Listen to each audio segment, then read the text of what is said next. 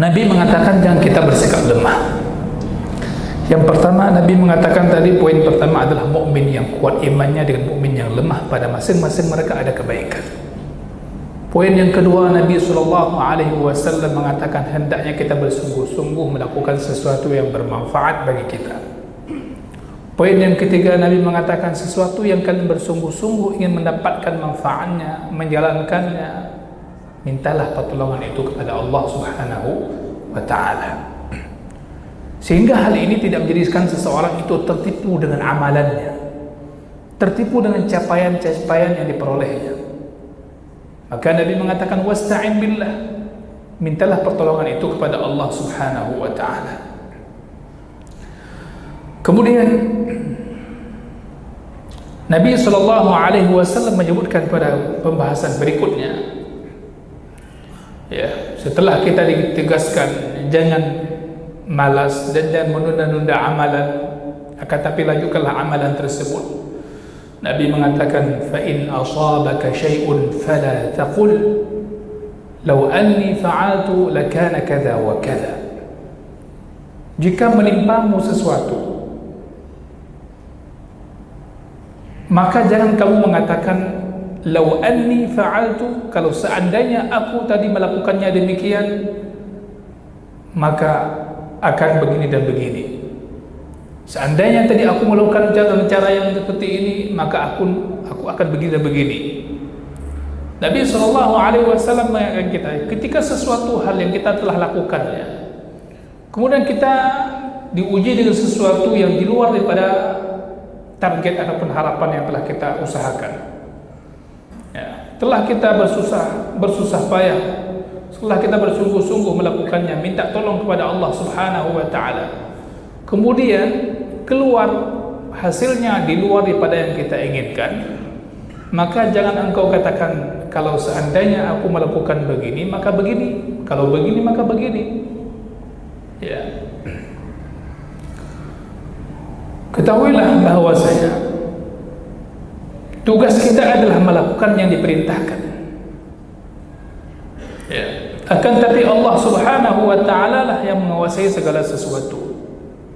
Wallahu ghalibun ala amrihi walakinna aktsarun nasi la ya'lamun. Misalnya seseorang melakukan perjalanan, dia ingin melakukan umrah misalnya, akan tapi di tengah jalan mobilnya mogok, bisnya mogok, kemudian dia pulang mengatakan kalau seandainya aku pakai mobil yang lain maka lebih bagus, ya. Enggak mogok, mobilnya pasti akan lebih lancar perjalanannya. Hal yang seperti ini yang Nabi SAW melarang kita untuk mengatakan hal-hal yang demikian. Nah, tugas kita setelah kita bersungguh-sungguh untuk mencapai sesuatu yang bermanfaat, maka serahkan kepada Allah Subhanahu wa Ta'ala hasilnya, ya. Hadirin yang muliakan, hal yang seperti ini sering masih terdengar oleh kita. Orang ketika ingin melakukan sesuatu namun terjadi musibah, dia sudah bersungguh-sungguh, sudah membuat perencanaan dengan matang, namun terjadi musibah dalam kegiatan yang dilakukannya. Di sini kadang orang mengatakan, coba kalau kita enggak demikian kemarin, kan enggak begini hasilnya. Hal-hal yang seperti inilah yang Nabi katakan, jangan kamu katakan demikian, ya. Akan tapi tugas kita bagaimana? Disinilah posisi kita untuk bersabar dan menyerahkan urusan kepada Allah Subhanahu wa Ta'ala. In asabaka syai'un fala taqul law anni fa'altu lakana kadza wa kadza. Kemudian Nabi SAW setelah menjelaskan, setelah menyampaikan sebuah hukum, Nabi memberikan penjelasan kepada kita tentang hikmahnya. Karena kalau kamu katakan demikian, fa inna law taftahu amal syaitan, kata Nabi, karena sesungguhnya kalimat law, kalau saja, andai kata, itu membuka pintu bagi perbuatan syaitan. Artinya apa? Kalimat kalau saja terhadap contoh-contoh yang seperti tadi, konteks seperti tadi, itu akan menjadikan syaitan peluang besar bagi dia untuk menjadikan manusia ini was-was, gundah. Maka dikatakan kalimat law ini menjadi babul humum, pintu kegundahan, pintu kegelisahan. Ada medih kalau lagi ada mentajak mau tolong hana lagi nampu dia pakai motoron. Itu semua menjadi peluang bagi syaitan. Andai kata umpamanya jikalau sekiranya bila mana semua itu adalah peluang bagi syaitan. Yang seperti apa? Dalam sesuatu yang telah kita berusaha untuk melakukannya dan usaha dengan maksimal minta tolong kepada Allah, namun Allah berikan kita musibah di luar daripada keinginan kita. Di situ tidak boleh kita mengatakan law.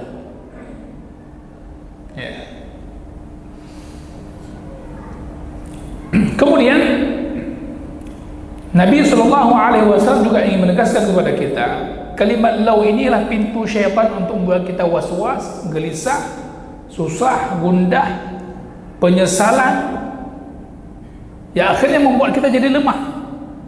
Padahal tadi Nabi telah mengatakan jangan lemah, bersungguh-sungguhlah dan jangan lemah. Sedangkan kalimat law setelah kita bersungguh-sungguh itu menunjukkan sesuatu penyesalan, tidak senang dan tidak ridha terhadap ketetapan Allah Subhanahu wa taala. Hadirin yang saya muliakan, ketahuilah apa yang terjadi pada kita hari ini semua sudah dalam ketetapan Allah.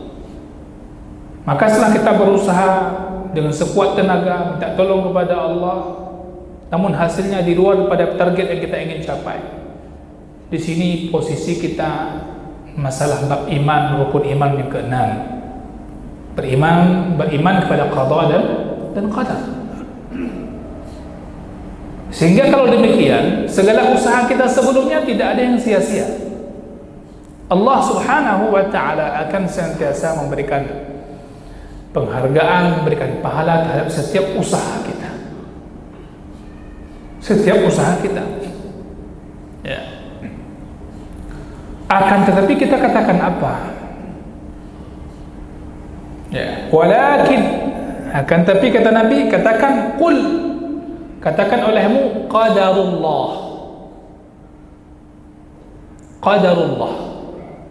Ini adalah takdir Allah. Qadarullah. Takdirullah wa qada'u.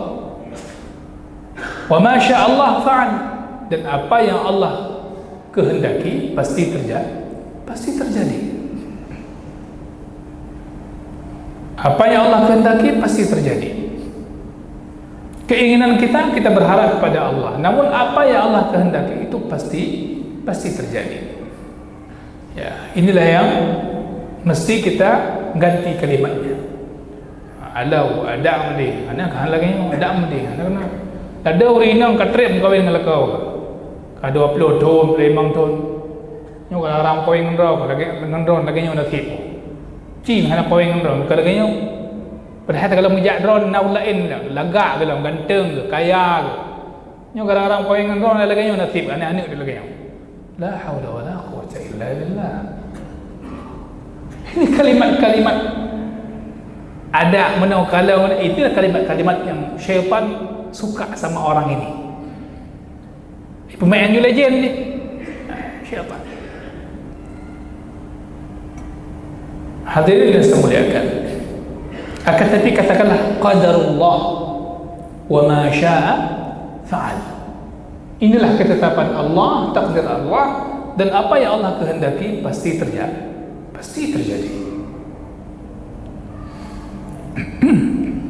Inna rabbaka fa'alun lima yurid, di surah Hud.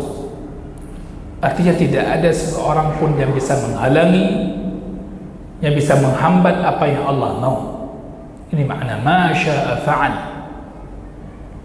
Ya. Nah, inilah yang Bagi orang yang pernah ngaji, sudah pernah belajar agama, seperti kita malam ini kita sampaikan hadis ini, kedepannya ada sesuatu yang telah diusahakan namun terjadi sebalik pada yang ditargetkan, yang ingin dicapai, katakanlah qadarullah. Qadarullah, memang keamanan terjadi. Ya. Akan tetapi poin berikutnya perlu kita pahami setelah kita katakan qadarullah wa ma syaa fa'al. Kita ingat segala sesuatu yang Allah tentukan kepada kita pasti ada hikmahnya. Pasti ada hikmahnya. Ya. Walaupun kadang kita belum terlihat oleh kita, belum tahu. Ya.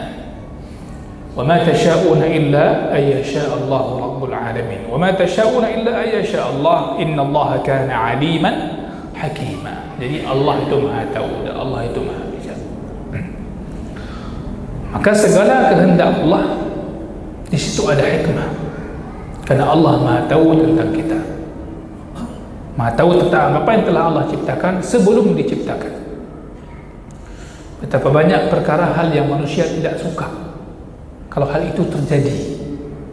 Letak kadang hal-hal yang orang hana galak terjadinya. Ya. Namun di akhirnya kejadian tersebut memberikan kebaikan bagi dia. Di akhirnya kejadian tersebut memberikan kebaikan untuknya. Dan banyak orang kadang dia sampai marah-marah. Kenapa? Ini nggak jadi berangkat dalam perjalanan, atau ketinggalan bis, atau ketinggalan kendaraan. Telatnya mungkin disebabkan oleh rumahnya, anaknya, istrinya, ada saja masalah di rumah, sehingga rombongan yang ingin dia bergabung dengannya duluan pergi. Qadarullah, terjadi musibah di tengah jalan bus yang ingin dia kendarai oleh dia. Di kala itu dia baru ingat, alhamdulillah, hikmah Allah selamat. Duduk beringat, ya. Baik yang kita ketahui atau yang tidak kita ketahui. Wa asa an takrahu syai'an wa huwa khairun lakum. Boleh jadi sesuatu yang tidak kita senangi itu lebih baik bagi kalian. Ya, banyak kejadian hal-hal seperti ini. Dulu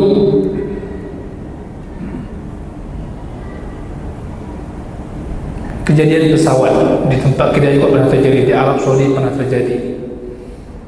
Jadi ada pesawat dari Riyadh, take off-nya dari Riyadh menuju ke Jeddah. Jumlah penumpangnya banyak, lebih dari 300 penumpang. Kemudian salah seorang penumpang yang dia telah terdaftar dan sudah ada di ruang tunggu tertidur. Di ruang tunggu tertidur. Tengok dah mungkin heran. Ya.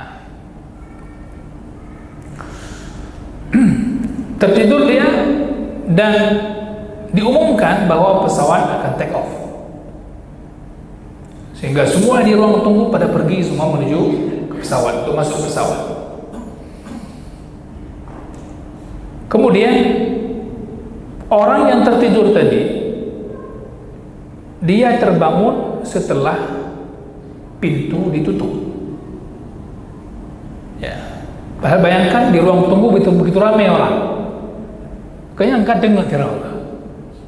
Jaga apa aja? Kayak itu pintu. Allah menyesal dia, sangat menyesal. Sangat menyesal. Bagaimana pesawat bisa tertinggal? Bagaimana orang bisa masuk semua pesawat, dia sendiri tertinggal. Kemudian Allah subhanahu wa ta'ala telah mentakdirkan dengan hikmahnya pesawat itu terbakar. Ya, pesawat itu terbakar. Begitu juga dengan para penumpangnya. Subhanallah, bagaimana sih orang ini dengan tertidur di ruang tunggu dia selamat? Tiket mungkin hangus kalau bahasa kita, tapi orangnya selamat. Orang tadi yang sudah naik banyak, tiketnya berfungsi, tapi pesawat dan orangnya terbakar. Bagaimana Allah Subhanahu wa Ta'ala menampakkan hikmah bagi orang ini yang tertidur. Dia tidak suka kalau pesawat sudah kelewatan dan duluan berangkat, akan tapi yang tidak dia sukai itu kebaikan untuk dia. Hadirin yang saya muliakan, bukankah orang yang telah bersungguh-sungguh? Ya, dia sudah datang pada waktunya, sudah masuk ke ruang tunggu, dia menanti pesawat take off, dipersilahkan untuk masuk, namun tertidur. Udah bersungguh-sungguh. Bukan dengan orang yang malas, udah bersungguh-sungguh. Namun di kala ini kita katakan qadarullah wa ma syaa.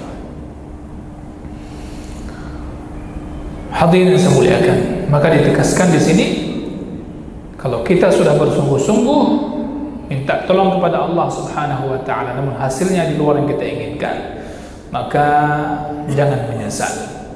Jangan mengatakan kalimat kalau seandainya, maka tidak terjadi begini dan seterusnya.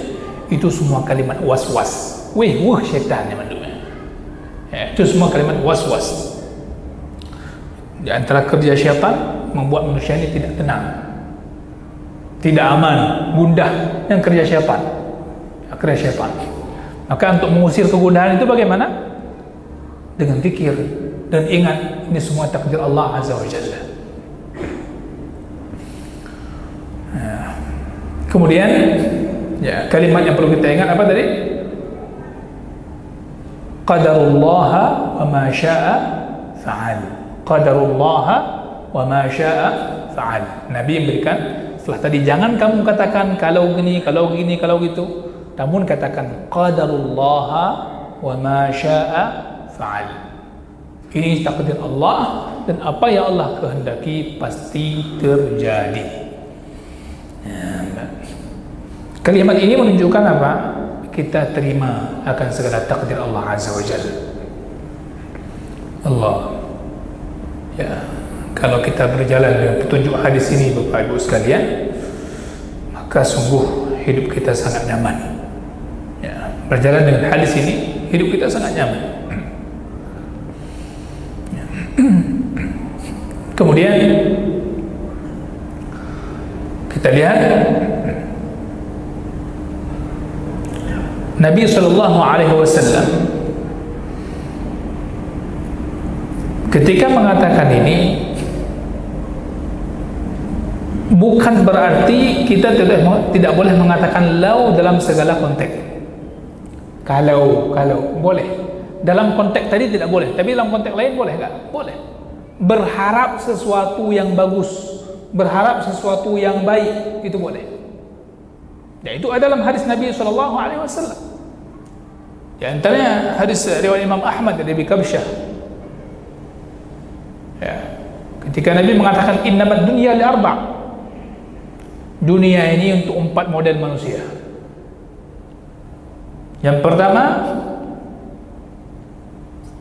orang yang Allah berikan dia ilmu dan harta, malik, kaya. Yang kedua, ada orang yang Allah berikan dia ilmu tapi tidak punya harta. Orang ini mengatakan, kalau saya punya harta, maka saya akan berinfak menggunakan harta saya untuk kebaikan sebagaimana si yang pertama tadi menggunakan hartanya. Ini boleh. Boleh. Kalimat lau untuk berharap. Nyo untuk nyuna rezeki lun akal. Kalau nanti saya punya uang, maka saya akan melakukan itu, boleh. Itu berharap kebaikan. Bukan kalau penyesalan yang tadi telah terjadi, tapi ini kalau dengan harapannya agar Allah berikan dia kebaikan. Ya, yang pertama tadi siapa? Orang yang Allah berikan dia harta dan ilmu, namun hartanya dia jalankan kepada yang Allah perintahkan. Orang yang kedua, dia punya ilmu, enggak punya harta, tapi berharap kalau nanti punya harta dia akan melakukan seperti yang si fulan yang pertama tadi melakukan. Ini kalau seperti ini boleh. Bapak-bapak, ibu-ibu sekalian, punya anak, Kalau nanti saya punya kemudahan rezeki, maka saya akan berikan pendidikan untuk anak saya begini-begini dan seterusnya. Kalau saya punya rezeki, maka insya Allah saya akan bawa anak saya ibadah haji bersama keluarga semua, atau umrah bersama keluarga semuanya. Atau kalau seandainya saya punya rezeki, nanti saya akan belanjakan harta ini untuk ini dan itu. Itu boleh. Itu berharap dengan sesuatu yang lebih baik dari apa yang dimiliki. Dan itu bukan kalimat penyesalan.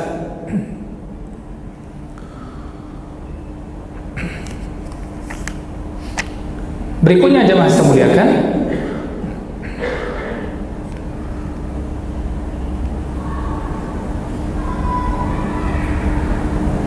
sesuatu yang telah Allah tetapkan, sesuatu yang telah Allah takdirkan kepada kita, maka itu semuanya pasti terjadi dan tidak bisa ditolak walaupun dengan kalimat lau tadi. Ya. Makanya di sini tidak perlu dikatakan kalau-kalau, karena ketika kalimat kalau itu tidak akan bisa mengubah sesuatu yang telah terjadi. Jadi Nabi mengajarkan kita hidup ini cerdas, Pak. Enggak buang-buang waktu, enggak sia-sia, tidak membuat kita hidup larut dalam kegundahan, kegelisahan, sama sekali tidak. Akan tapi mengajarkan kita gunakan waktu siang dan malam kita dengan sesuatu yang berfaedah. Kenapa demikian? Karena semuanya akan Allah minta pertanggungjawaban. Semua yang terjadi pada kehidupan dunia ini, Allah Subhanahu wa ta'ala minta kita pertanggungjawaban. Ya. Maka jangan pernah melakukan hal yang sia-sia. Sehingga para ulama mengatakan, kalau kamu melakukan sesuatu, siapkan jawaban untuk hari akhirat nantinya. Kalau ditanya, kira-kira ketika ditanya nantinya, apakah kamu akan mampu menjawabnya? Kenapa kamu melakukan begini dan begitu? Ya. Hadirin yang saya muliakan, maka Nabi SAW adalah Nabi yang sangat sayang kepada umatnya, sampai dalam berbicara terhadap sebuah keadaan yang tidak mengenak pun Nabi ajarkan. Sampai segitunya. Semua orang nanti akan merasakan begini-begini. Bagaimana dia harus berkomentar terhadap kejadian yang dia alami. Sampai segitunya. Ya. Nabi SAW.